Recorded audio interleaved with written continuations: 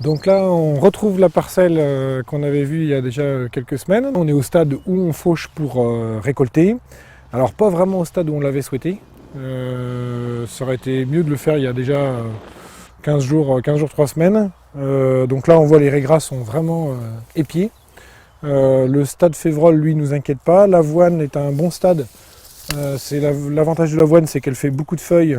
On voit qu'il y a une autre feuille qui est prête à sortir, mais l'épi n'est pas encore là.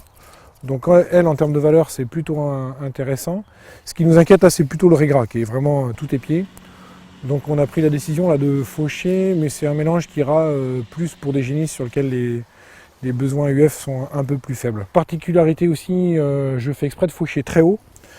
Si on regarde la hauteur de fauche, là, je suis à un peu plus d'une main en hauteur.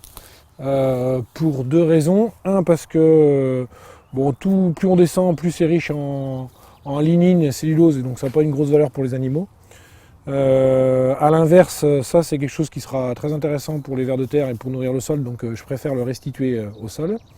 Et une autre raison non négligeable, c'est que quand je suis venu avec mon semoir de semis direct à dents, c'est l'inconvénient de ce type de semoir à dents, ça a tendance à lever les pierres. Donc je peux avoir des pierres qui soient présentes sur le sol. Donc pour minimiser le risque de monter des pierres dans l'andin, je préfère faucher haut et ne pas ramasser ces pierres avec l'ensileuse. En termes de volume, bon alors là évidemment on a l'avantage des inconvénients, c'est qu'on arrive un peu tard, mais par contre en volume, il y a du volume. On verra le résultat mardi ou mercredi la semaine prochaine en ensilant, mais moi je pense qu'il y a bien 2 remorques hectares là, assez facilement, ce qui fait je pense qu'on doit voisiner les 5 tonnes de matière sèche hectare, je pense.